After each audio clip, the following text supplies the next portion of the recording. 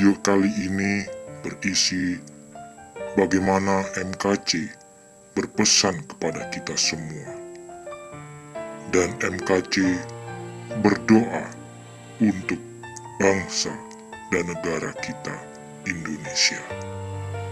Biarlah melalui penjelasan singkat dari MKC, kita juga belajar untuk mengerti setiap kehendak Tuhan. Puji Tuhan.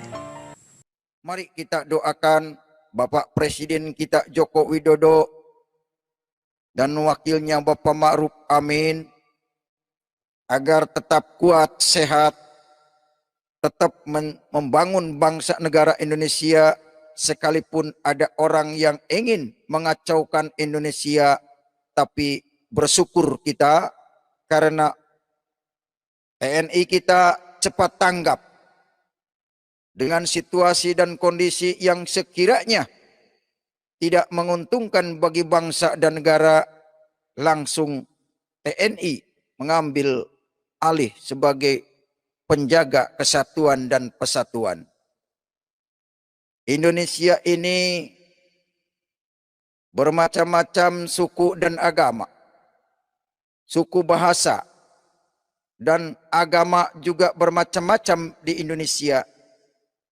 Tetapi kalau kita bersyukur hidup di negara demokrasi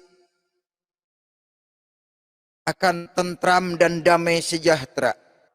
Ini yang harus kita sadari oleh seluruh bangsa Indonesia. Indonesia bisa maju karena rakyatnya bersatu. Bersatu demi NKRI. Yakobus 3. Tetapi tidak seorang pun yang berkuasa menjinakkan lidah. Ia adalah sesuatu yang buas, yang tak terkuasai, dan penuh racun yang mematikan. Inilah lidah. Kalau lidah kita diumbar sehingga menyebar kemana-mana melalui WA, live chat, YouTube, media-media sosial, yang memprovokasi akan menimbulkan kekacauan. Benar firman Tuhan dikatakan, lidah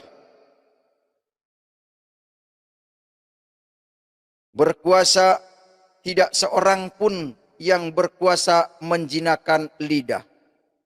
Tapi bisa, orang yang beriman, yang memahami bisa menjinakkan lidah, jangan banyak berbicara.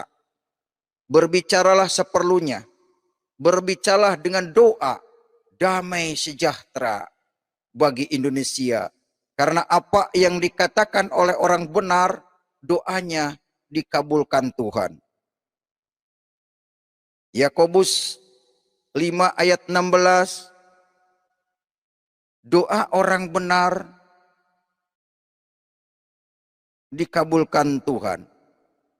Syarat orang doa didengar Tuhan, yang pertama kita harus benar. Harus jujur dan harus yakin kita mengucapkannya. Yakobus 3 ayat 9. Dengan lidah kita memuji Tuhan Bapa kita, dan dengan lidah kita mengutuk manusia yang diciptakan menurut rupa Allah.